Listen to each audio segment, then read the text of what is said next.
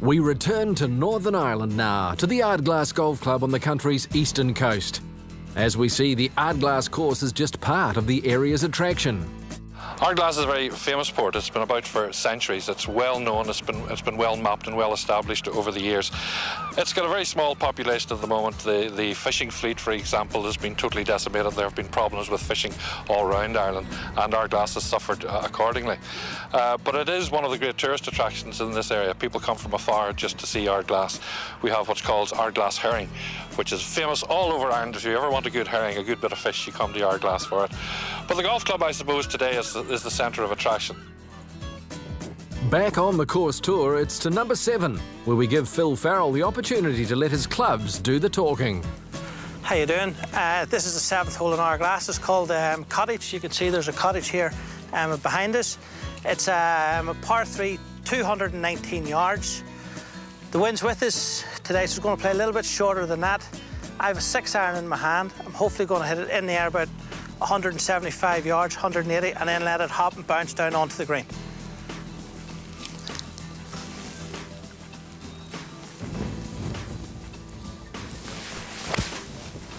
If the wind's across you, you could hit wood at it. If it's into you, 95% of people who hit it are going to be hitting a driver at it. At 219 yards, everybody's going to be happy with a 3 at that hole. Yeah, I'm happy with that. We'll go and see where it is now. Well, I'm more than happy with that tee shot, and let's go and see if I can make a 2 out of it.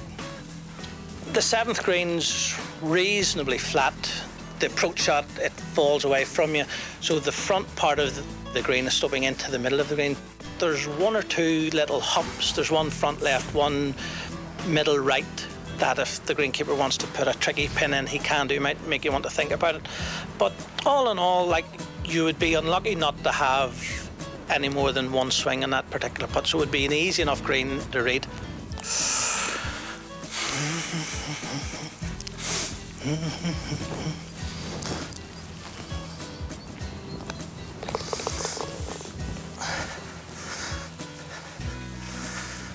Well, it was only a 3, but a 3 at the 7th in Ardglass is a good score any day of the week.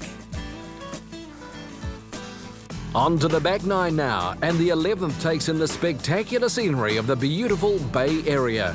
488 from the back is a very short par 5. It's called St John's because of St John's Lighthouse, which is on the other side of the bay. It has to be the most intimidating tee shot that anybody will ever hit. You have out of bounds in the Irish Sea on your right-hand side, and you have wind bushes and a cliff on the left-hand side. There's a dogleg at the very front of the hole as well, so you have to hit it, 180, 200 yards minimum just to reach the fairway, and you have to go across the corner of the sea while you're doing it.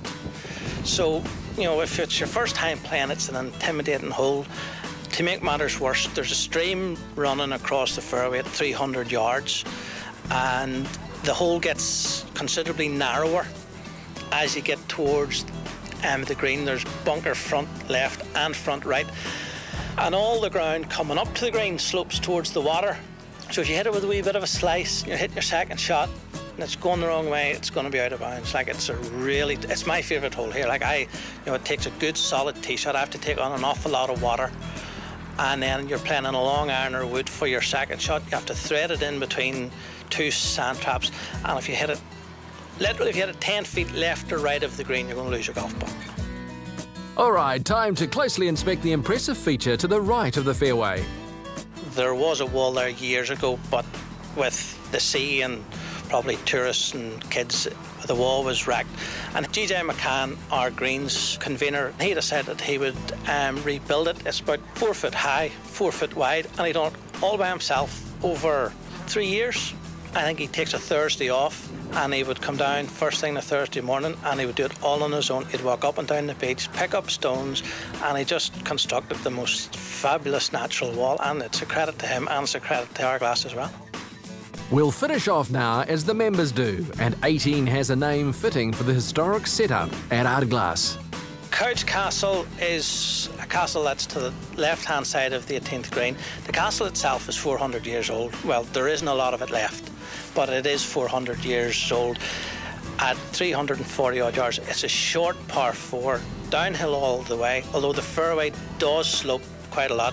The most sensible way to play the hole would be with a medium wood or a long iron off the tee box, and then it's just a wedge in. There's two sand bunkers, one front left, one front right. If it's downwind at all, it is very reachable, but if you miss it offline, like, you're left with a very, very tricky second shot. Whether you finish with a par or not, you'll be happy to be in Northern Ireland enjoying such spectacular views. You talk to tourists who come and play here, whether they're from England or America or Canada or Australia, they all come off the golf course, and they all come into the pro shop and they'll say, look, that's just an awesome golf course, we've just been blown away. And even if they haven't played brilliantly, you know, the views around here are spectacular, and, you know, it's like just being on a walk, you know, like, it's just a spectacular place. And you'll be hard-pressed to find a more interesting challenge or a friendlier setting. We pride ourselves in being one of the most friendly clubs that you could ever find. We're a very ambitious club. We've got great plans for the future. We have done a lot of renovations around the clubhouse and around the whole environs of the course. We have upgraded the course hugely, and we pride ourselves. We think we're a little gem in Northern Ireland, and that's the way we sell ourselves. One of our strap lines is stunningly natural and naturally stunning.